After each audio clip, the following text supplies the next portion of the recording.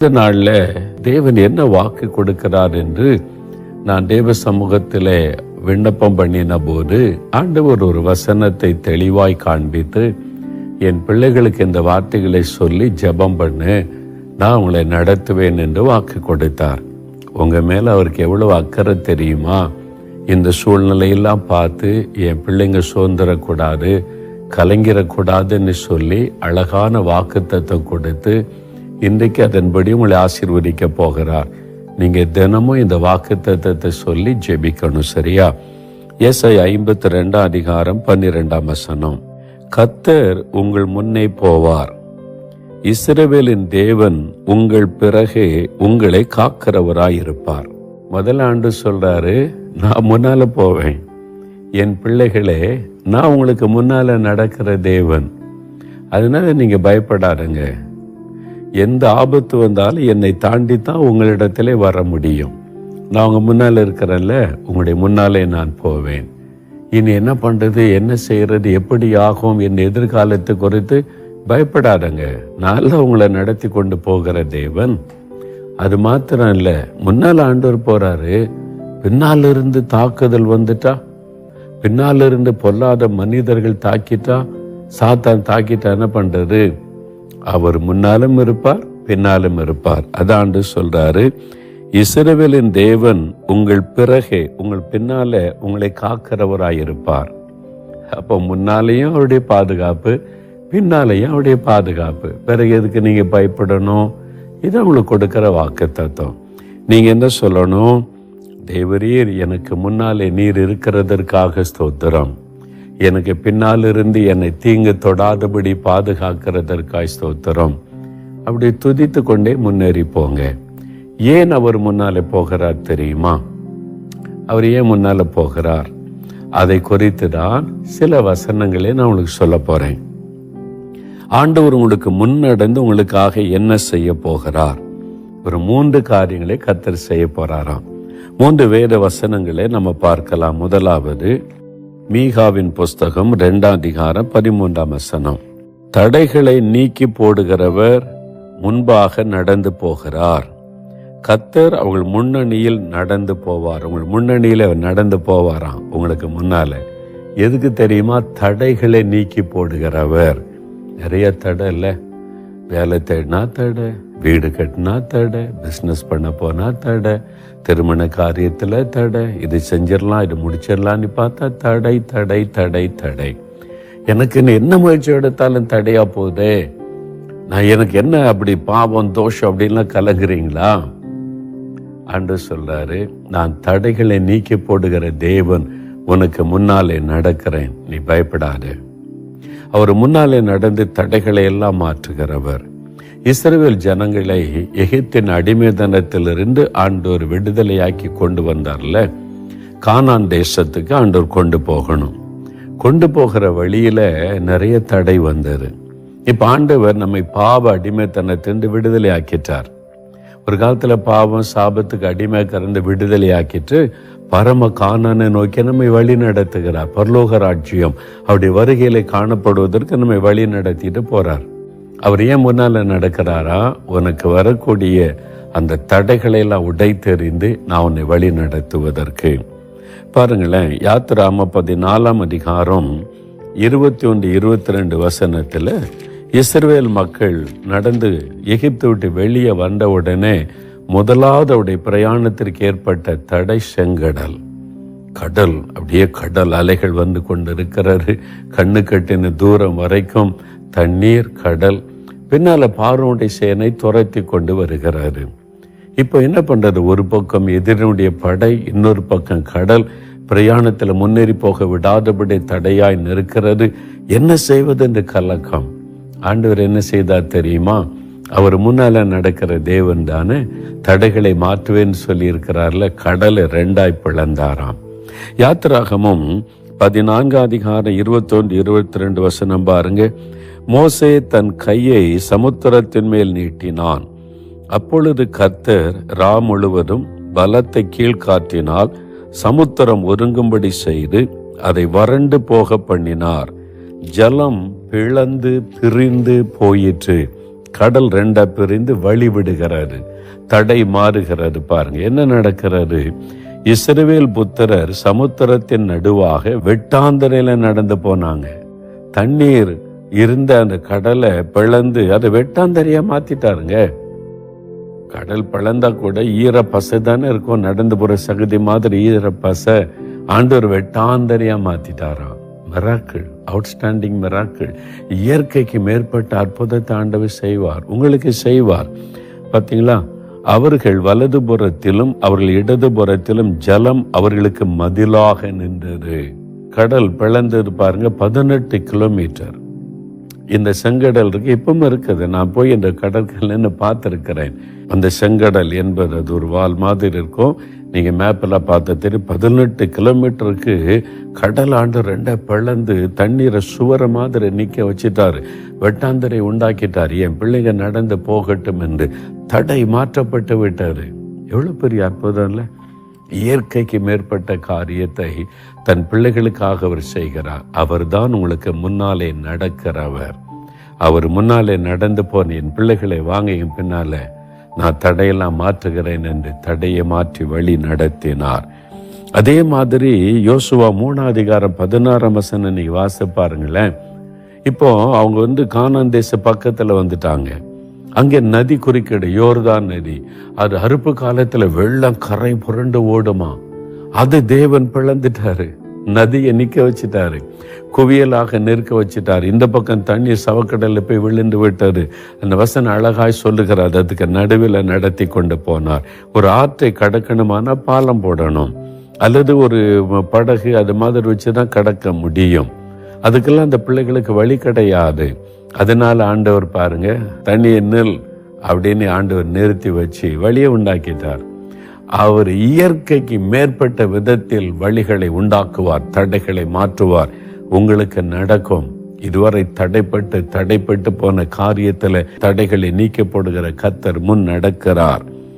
அது மாத்திரம் இல்ல, யோசுவா 6:1 முதல் வாசித்தீங்கன்னா, இப்ப கானான் தேசத்துக்குள்ள வந்துட்டாங்க. பட்டணத்தை சுதந்திரிக்கணும். எரிகோ பட்டணம் பெரிய மதில் சுவர், ரொம்ப உயரமான மதில் சுவர். எட்டி பார்த்து ஐயோ இவ்வளவு உயரம், இதை இடிக்கலாம் முடியாது. அதுக்குள்ள அந்த மக்கள் இருக்காங்க, அதை எப்படி சுதந்திரிப்பது?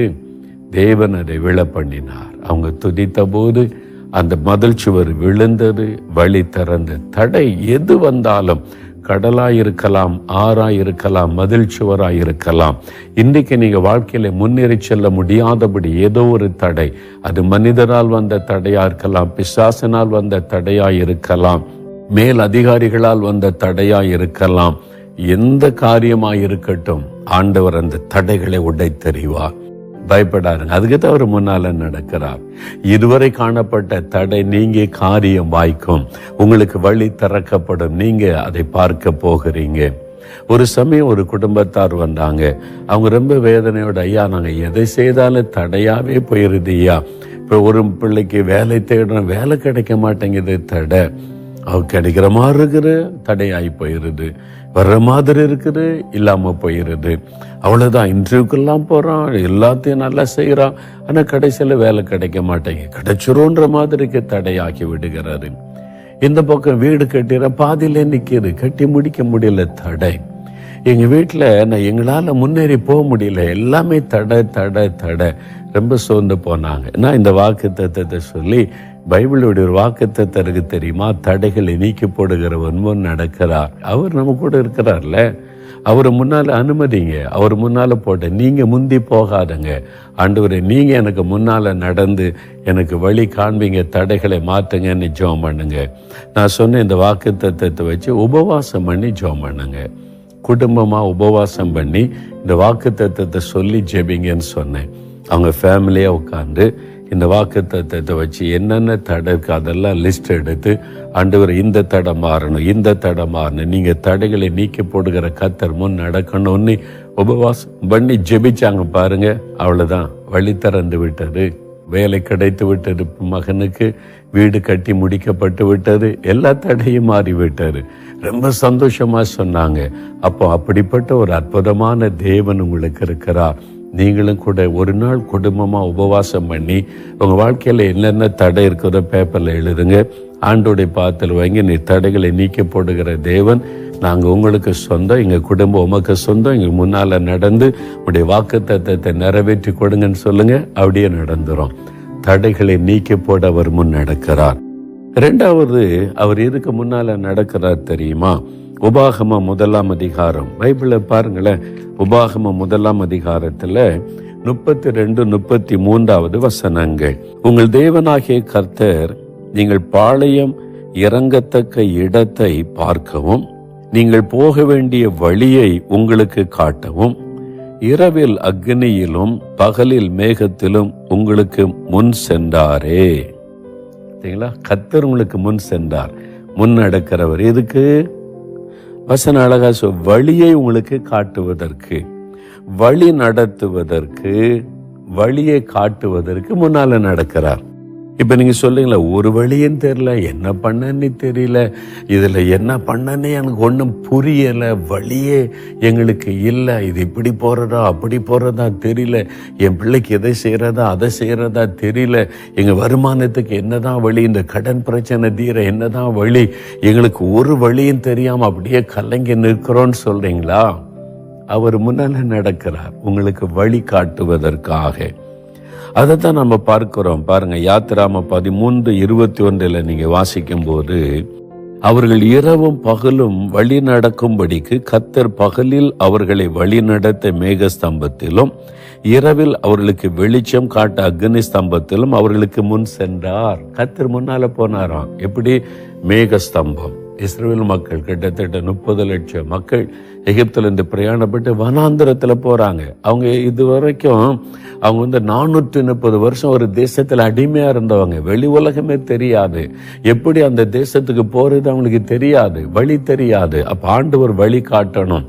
ஒரு பெரிய மேக ஸ்தம்பம், பில்லர் ஆஃப் கிளவுட்ஸ் என்ற மேக தூண், அப்படியே பிரம்மாண்டமான, அவ்வளவு பேரும் பார்க்கத்தக்கத மிக பிரம்மாண்டமாய் அது முன்னால போகுது. அது அப்படியே நகண்டு போக போக போக அதுக்கு பின்னாலே போறாங்க. ஓ, ஆண்டவர் நம்மளை வழி நடத்துகிறார்.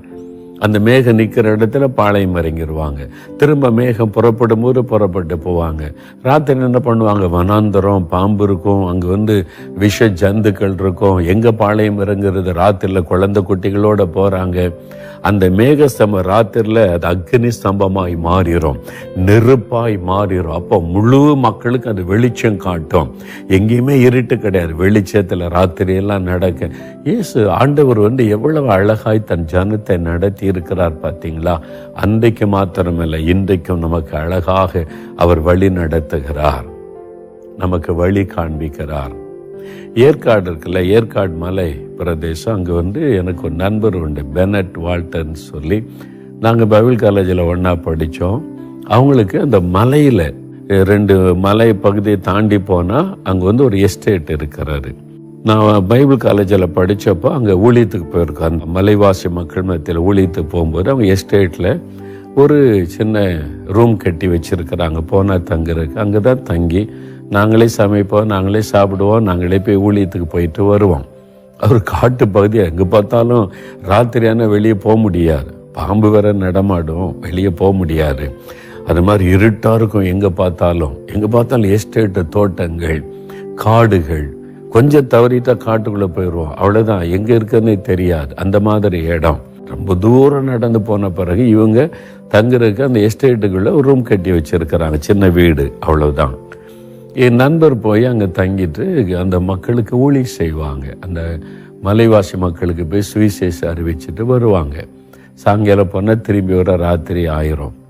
ஒரு முறை அவர் போய் அப்படி ஊழியத்தெல்லாம் முடிச்சுட்டு ஜெபம் பண்ணிட்டு ஜனங்களுக்கு சொல்லி திரும்பி வந்தா பயங்கர இருட்டு. அங்கே இதெல்லாம் வெளிச்செல்லாம் கிடையாது, லைட்ஸ் அதெல்லாம் கிடையாது. எஸ்டேட் பகுதி, காட்டு பகுதி. அப்போ இவங்க ரூமுக்கு வந்தால் அங்கே தான் வெளிச்சத்தை பார்க்க முடியும். ஆனால் அவர் நடந்து வரும்போது ஒரு குறிப்பிட்ட இடத்துல வந்துட்டாங்க. 2 வழி போகுது, இப்படி ஒரு வழி, இப்படி ஒரு வழி. பகல்லையே நமக்கு வித்தியாசம் தெரியாது. அங்கே நான் இப்போ அந்த இடத்த பார்த்துருக்கேன். இந்த வழியை போகிறதா இந்த வழியை போகிறதா, கண்ணு கட்டின தூரம் வரைக்கும் மரங்களாக இருக்கும், தோட்டங்கள், ஒரு பாதை போகும். இது எந்த பாதையில போறது, எது நம்ம இடத்துக்கு கொண்டு போய் சேர்க்கும், தடுமாற்றத்தை உண்டாக்கிறோம். அதே மாதிரி ராத்திரி இருட்டு, அவர் வந்து நின்றார், எந்த வழியில போறது, சின்ன டார்ச் லைட் வச்சிருப்பார், அவ்வளவுதான். ஆனா வந்து இப்ப எந்த வழியில போறது, நம்ம இடத்துக்கு போறதுக்கு தப்பா போயிட்டா அவ்வளவுதான், காட்டுக்குள்ள போய் சுத்திக்கிட்டே இருக்க வேண்டியதான். திரும்பி இடம் கண்டுபிடிக்கிறது கஷ்டம். ஒரு ஜெபம், ஆண்டவரே என்னுடைய இடத்துக்கு போய் சேருவதற்கு எனக்கு வழி தெரியல, எந்த பாதையா போறது எனக்கு வழி காட்டும், இந்த 2 பாதையில எந்த வழியா போனா நம்ம இடத்துக்கு போய் சேர முடியும், எனக்கு வழி காட்டுன்னு ஒரு சின்ன ஜெபம் பண்ணினார். நின்று கொண்டு ஜெபம் பண்ணி முடிக்கிறார். அவருக்கு முன்னால சில அடிகள் தூரத்துல ஒரு டார்ச் லைட் வெளிச்சம். இந்த வெளிச்சம் எங்கிருந்து வருதுன்னு பார்த்தா எங்கிருந்து மேல இருந்து லைட்டை காணும். ஆனா அவருக்கு முன்னால வந்து சில அடி தூரத்துல ரவுண்டா ஒரு வெளிச்சம், அப்படியே பிரகாசமா வெளிச்சம் விழுகிறாரு. அவர் ஆச்சரியமா பார்க்கிறாரு, எங்கிருந்து ஒரு தேடி பார்த்தா தெரியல, ஆனா அதை மூவ் பண்ணுது, அப்படியே அது அசையுது. ஓ, இது நமக்கு மூவ் பண்ணுது, வழி காட்டுகிறது. ஆண்டவர் எனக்கு இந்த சமயத்துல வழி காட்ட இந்த வெளிச்சத்தை அனுப்பி இருக்கிறார் என்று அவர் போய்கிட்டே இருக்கிறார். பல நிமிட நேரம் கடந்து கரெக்டா அவருடைய தோட்டத்தின் எல்லைக்கு வந்த உடனே அந்த வெளிச்சம் மறைந்து விட்டாரு. அவர் சொன்னார், அந்த ராத்திரி நேரத்துல, தடுமாறின நேரத்துல ஆண்டவர் எனக்கு வழி நடத்துதலை கொடுக்க ஒரு வெளிச்சத்தை அனுப்பினார். இன்றைக்கு உங்களுடைய வாழ்க்கையில 2 பாதை சேர்கிற இடத்துல தடுமாறுறீங்களா? எந்த வழி போறதுன்னு தெரியலையே, படிக்கிறதா, வேலைக்கு போறதா, இங்க படிக்கிறதா, அங்க படிக்கிறதா, பிசினஸ் பண்றதா, வேலை செய்யறதா, இந்த கடன் பிரச்சனைக்கு என்ன பண்றது, தேவைக்கு என்ன பண்றது, இந்த வேலை அது வந்து போயிடும் போல தெரிகிறது, அடுத்து என்ன பண்ணுவது, கொரோனா பரவி கொண்டிருக்கிற, லாக்டவுன் வந்துட்டா என்ன செய்ய, தடுமாறி கொண்டிருக்கிறீங்களா? ஆண்டவர் தான் சொல்றால, நான் உனக்கு முன்னால போவேன், நான் உன்னை வழி நடத்துவேன், இல்லை எதுக்கு நீ பயப்படுற? Pray and wait. ஆண்டவர்கிட்ட ஜெபம் பண்ணுங்க, ஆண்டவர் எனக்கு வழி நடத்துதலை தாங்க, எனக்கு முன்னால போய் வழி நடத்துவேன்னு சொல்லியிருக்கீங்களே, இஸ்ரவேல் மக்களை வனாந்தரத்துல ராத்திரியும் பகலும் வழி நடத்துனீங்களே, என்னை நடத்துங்க, எங்க குடும்பத்தை நடத்துங்க. ஆண்டவர் சொல்ற, நான் நடத்துவேன், நான் முன்னால போவேன், பின்னால உனக்கு பாதுகாப்பாகவும் இருக்கேன், அதனால எந்த தீங்கு உன்னை தொட முடியாது, பயப்படாத அப்படின்னு ஆண்டவர் சொல்லுகிறார். எவ்வளவு நல்ல அற்புதமான ஆண்டவர் பார்த்தீங்களா? இயேசுவே எனக்கு உதவி செய்யுங்க, எனக்கு ஒரு கைடன்ஸ் தாங்க, வழி நடத்தல் தாங்கன்னு சின்ன ஜெபம் பண்ணுங்க. தேவன் தன்னுடைய பிள்ளைகளுக்கு ஒரு வழியை உண்டாக்கி கொடுக்கிறார், அதுதான் இயேசு. நீங்க அவரை விசுவாசிங்க, அவரை சார்ந்து கொள்ளுங்க, அவர் அழகாய் உங்களுக்கு வழி நடத்துதலை தருவார். நீங்க என்ன செய்யணும், எப்படி செய்யணும்னு வழி நடத்துதல் தருவார். உங்களுடைய உள்ளத்தில் அவர் பேசுவார், அதுக்கு தான் நீங்க ஜெபிக்கணும். சரியா? 3வது, அவர் எதுக்கு முன்னால நடக்கிறாராம்? 2 சாமுவேல் 5ஆம் அதிகாரம் 24, 25 வசனங்கள் 23ல இருந்தே வாசிக்கிறேன். பெலிஸ்தர் சத்தர்கள் வந்து யுத்தம் பண்ண வந்துட்டாங்க தாவீதுக்கு விரோதமா. அப்போ தாவீது கர்த்தரிடத்தில் விசாரித்ததற்கு நேராய் போகாமல் அவர்களுக்கு பின்னாலே சுற்றி முசுக்கொட்டை செடிகளுக்கு எதிரே இருந்து அவர்கள் மேல் பாய்ந்து யுத்தம் பண்ணு.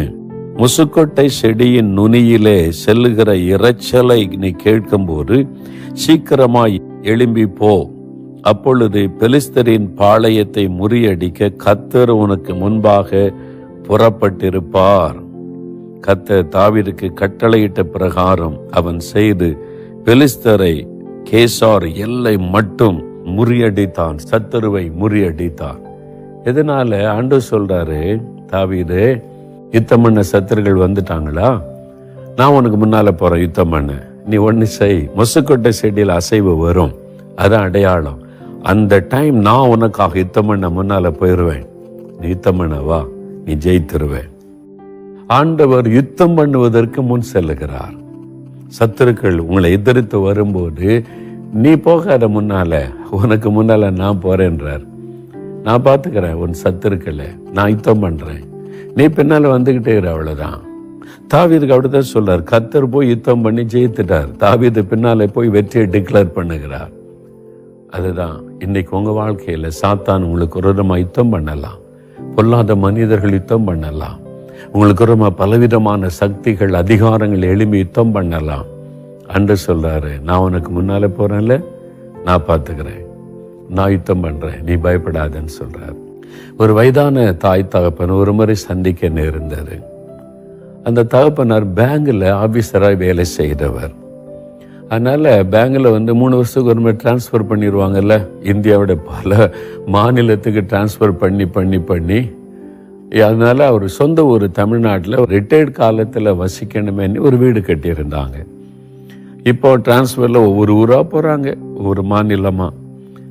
அதனால் அதை வாடகைக்கு கொடுத்துட்டாங்க. சொன்னாங்க, நான் ரிட்டையர்டாகி வரும்போது எங்களுக்கு கொடுத்துருங்க, அது வரைக்கும் வாடகைக்கு இருங்க, நாங்கள் கேட்கும்போது தந்துட்டா நாங்கள் இங்கே தான் குடியிருக்கேன்னு சொல்லிட்டாங்க.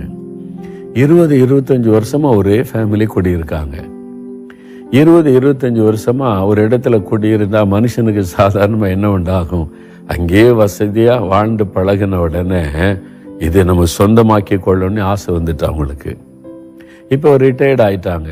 தமிழ்நாட்டுக்கு திரும்பின உடனே அவங்க போய் கேட்டாங்க, ஐயா நாங்கள் சொன்ன மாதிரி இப்போ வீட்டை எங்களுக்கு தந்துடுங்க, இனிமேல் நான் என் மனைவியில் தான் குடியிருக்கணும், ரிட்டையர்ட் ஆகிட்டோம், பிள்ளைகளுக்கு கல்யாணம் ஆகி போயிட்டாங்க, நாங்கள் 2 பேரும் இங்கே தங்கணும், கொடுங்கன்னா அவங்களுக்கு மனம் இல்லை. இதான் மனுஷன், பார்த்தீங்களா? அவங்களுக்கு மனம் இல்லை. நாங்கள் இத்தனை வருஷம் இருந்துட்டோம், இனிமேல் நாங்கள் எங்கே போகிறது, நாங்கள் எங்கே தான் இருப்போம். இவங்களுக்கு அதிர்ச்சி ஆயிட்டு, இல்லையா அது எங்கள் வீடு தானே, அப்போ நாங்கள் சொல்லித்தானே கொடுத்தோம். அவங்க தந்திரமாக சில காரியம் பண்ணியிருக்காங்க, இந்த வீட்டை சொந்தமாக்கி கொள்ள. அது மாதிரி டேக்ஸ் கட்டுறது, இதெல்லாம் சிலர்கள் கரண்ட் பில் கட்ட அவங்க பணம் அனுப்பினாலும் இவங்க தந்திரமாக இவங்க பேரில் கட்டி சில மாற்றம்லாம் பண்ணியிருக்கிறாங்க. இந்த வயசானவங்க தானே மிரட்டி எடுத்துக்கொள்ளலான்னு சொல்லி தந்திரமாக சில காரியம் செய்து அவங்க வீட்டை அபகரித்து கொள்ள எல்லாம் பிளான் பண்ணிட்டாங்க. இப்போ இவருக்கு ரொம்ப அதிர்ச்சி. இவங்க நல்ல கர்த்தருடைய பிள்ளைகள், ஜெபிக்கிறவங்க, இப்போ சண்டையாக போட முடியும் அவங்ககிட்ட? நம்ம ஆண்டவருடைய பிள்ளைங்க என்ன செய்கிறது? ஆண்டவர்கிட்ட போய் ஜெபிக்கிறாங்க, ஆண்டவரே எங்கள் வீட்டை எங்களுக்கு வாங்கி கொடுங்க, இது நீங்கள் கட்டி கொடுத்த வீடு, நாங்கள் போய் அவங்கள்ட்ட எப்படி சண்டை போட முடியும், நீங்கள் எங்களுக்கு உதவி செய்யுங்கன்னு சின்சியராக ஜெபம் பண்ணாங்க. அந்த குடும்பத்தார் பாருங்க, கிறிஸ்தவர் அல்லாதவங்க, எப்படியாவது இந்த வீட்டை எடுத்துக்கொள்ளுன்னு சொல்லி ஒரு மந்திரவாதிகிட்ட போனாங்க. இந்த 2 பேர் படத்தை கொடுத்து இந்த 2 பேரை இல்லாமல் பண்ணிருங்க, இந்த வீடு எங்களுக்கு சொந்தமாயிடணும். அதுக்காக இந்த மந்திரவாதிட்ட எவ்வளோ இத்தனை ஆயிரம் வேணும்னு கேட்டான். அவன் சொன்னா, நான் இந்த நாளில் நடுராத்தில் மந்திரவாதம் செய்வேன், அதோடு அவங்களுடைய காரியம் முடிஞ்சிடும், அப்போ நீங்கள் எடுத்துக்கொள்ளலான்னு சொல்லி. பாருங்க எப்படிப்பட்ட உலகத்தில் வாழ்கிறோம். நம்ம யாரையும் நம்ப முடியல. அந்த மாதிரி காலம்தான் கடைசி காலம். நம்ம சொத்தை அபகரிக்க நினைக்கிறாங்க. அந்த வயசான தாய் தோப்பனும் போய் கர்த்தருக்கு பயந்தவங்க எங்கே போய் சண்டை போட செய்யறது, கர்த்தர் தான் சொல்லி ஜெபித்தாங்க. இந்த மந்திரவாதி என்ன பண்ணா, இந்த படத்தை வச்சு குறிப்பிட்ட நாளில் பலி செலுத்தி மந்திரவாதம் பண்ணான். அந்த ஆவியை ஏவ விட்டு அந்த 2 பேரையும் முடக்கி விடுவதற்கு, அழித்து விடுவதற்கு அவன் மந்திரவாதம் பண்றான். இதெல்லாம் போட்டு அப்படியே மந்திரவாதம் பண்ணி அந்த அசுத்த ஆவி வரும். அந்த அசுத்த ஆவியை தான் ஏவி விடுவது. அதான் ஏவி விடுவது. அந்த பைபிள் வாசல பகலில் பறக்கும் அம்புகள், தூரத்திலிருந்து ஏறது அம்பு, அதான் மந்திரவாதம். அப்ப தூரத்திலிருந்து அந்த அசுத்த ஆவியை ஏவி விடுவது. அதை பண்றதுக்கு உட்கார்ந்துருக்கான். அந்த அசுத்த ஆவி வரும்னு பார்த்து மந்திரவாதம் பண்ணிக்கிட்டே இருக்கான். திடீர்னு பிரகாசமான ஒரு வெளிச்சம்.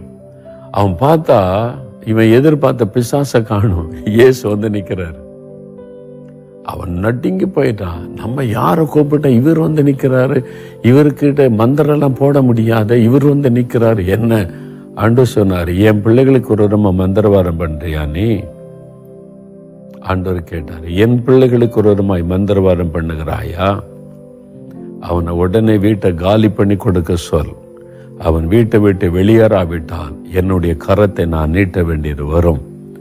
எச்சரித்துட்டு ஆண்டவர் மறைஞ்சிட்டார். மந்திரவாதி நடுங்கி போயிட்டான். நடுங்கிட்டு அவன் என்ன பண்ண, அடுத்த நாள் அந்த வீட்டாரை கூப்பிட்டான். நான் மந்திரவாதம் பண்ணேன் அவங்கள அழிச்சிடுறதுக்கு. ஆனா அந்த அசுத்த அவன் இயேசு வந்தாரு போனாலும் சொல்ல அவன் பயந்து நடுங்கிட்டான்.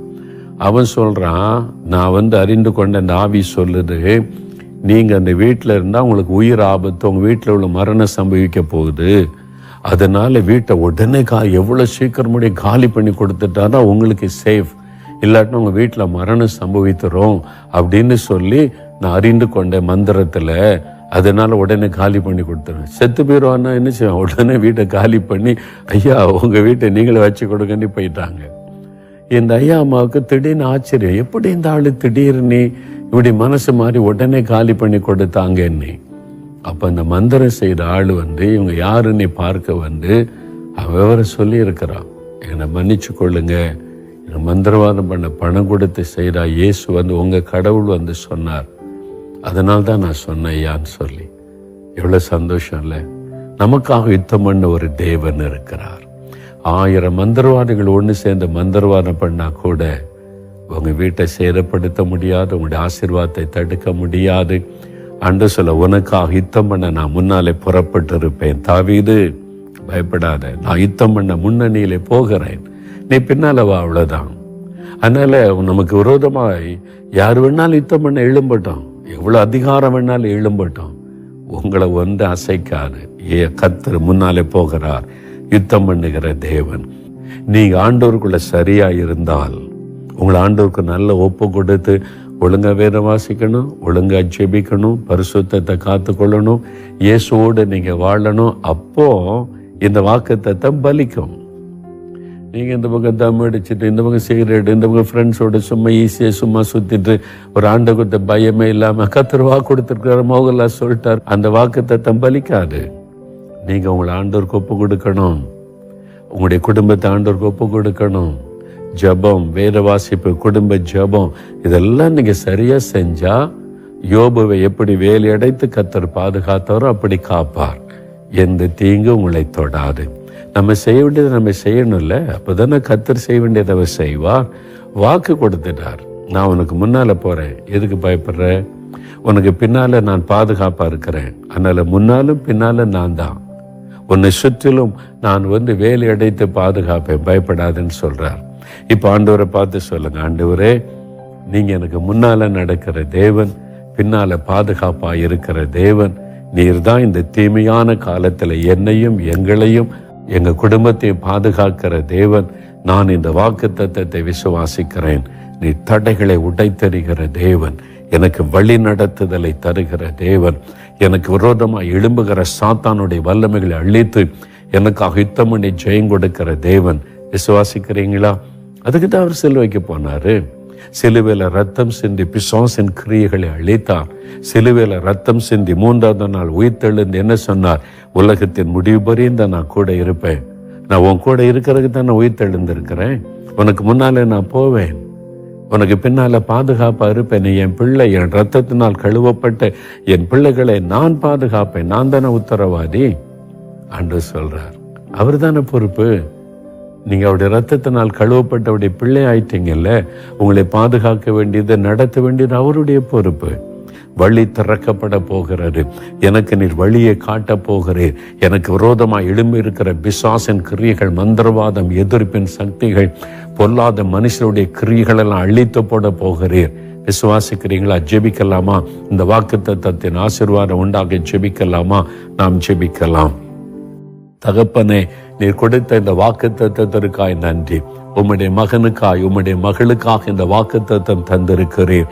இதோ அடுத்து என்ன நடக்குமோ, எப்படி நடக்குமோ, நான் எப்படி வாழ போகிறேனோ, அடுத்து என்ன சம்பவித்து விடுமோ என்று கலங்கி கொண்டிருக்கிற உம்முடைய பிள்ளைகளுடைய பயங்கள் இன்னைக்கு விலகட்டும்.